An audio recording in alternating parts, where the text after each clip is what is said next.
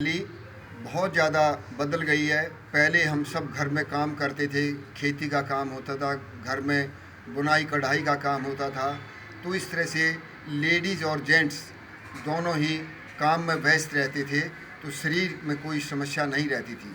लेकिन आजकल की शहरों की जीवन शैली के कारण आम तौर पर लेडीज़ को ज़्यादा जो रोमेटिक है, हाथ गठिया भाव है, जो हाथ हैं मुठियाँ नहीं खुलती, तो इस तरह की जो हमें समस्याएं सताने लगी हैं, उसमें टेनिस एल्बो भी है, जो कि टेनिस एल्बो हो जाती है। डॉक्टरों के पास जाते जाते हम उपचार करते करते थक जाते हैं, लेकिन उनका उपचार नहीं हो पाता और वो समस्या ज्यों की त्यों बनी रहती है। तो इसलिए ये जो हाथों में जो मुठ्ठियाँ ना बंद होना और जो अकड़न होना, गठियाबा, ये आम बीमारी एक शहरों में शुरू हो गई है। इवन यह बच्चों में ही पाई जाती है। बच्चे जो राइटिंग करते हैं, तो कई बार टीचर भी ये शिकायत करती है कि बच्चे का जो लिखने का है, पेंसिल पकड़ने की जो क्षमता है उसकी बहुत कम है। तो बच्चे भी नहीं पकड़ चाहते, क्योंकि शारीरिक परिश्रम हमारा कम होने के कारण तो हमारे ये राइटिंग पावर बच्चों की कम हो जाती है और हाथ भी उनके नहीं रहते या हाथों में उनके पेन होने लग जाता है।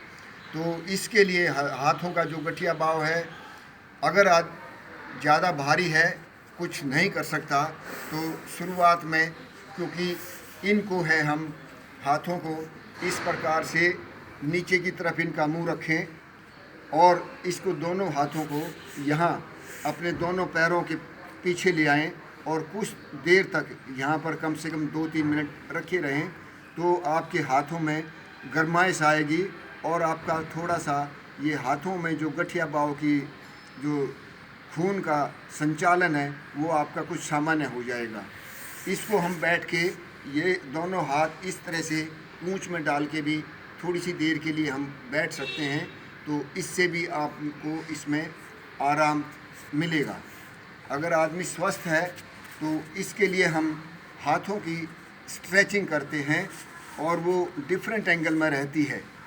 हाथों की स्ट्रेचिंग के लिए दोनों हाथों को बिल्कुल खोल दें और इस तरह से पूरा तान दें। इन हाथों को पूरा तान के हाथों को बिल्कुल, इनको फिर ऐसे मुट्ठियों को ज़ोर से भींचना और ज़ोर से खोलना।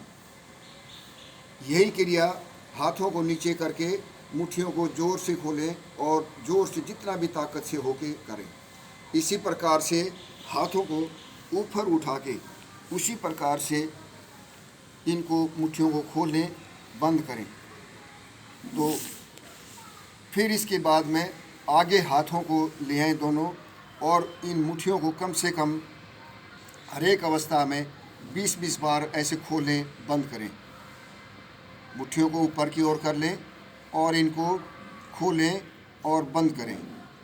फिर अपनी एक हाथ की कलाई पकड़ के दूसरे हाथ से ज़ोर से इसको भींच के रखें मुट्ठी को, और इस प्रकार से अपनी इस मुट्ठी को, कलाई को, इसको हम इस तरह से मोड़ें, दाएं बाएं इनको इस तरह से करें।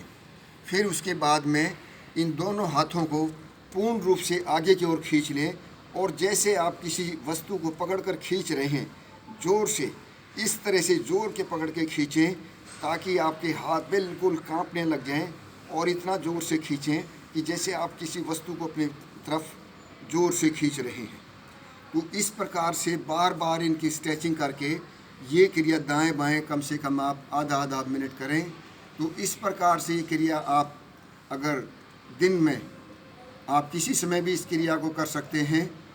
बाकी योगिक क्रियाएं सुबह के खाली पेट में ही ज़्यादा ठीक रहती हैं, लेकिन ये क्रिया हम किसी बार में भी कर सकते हैं।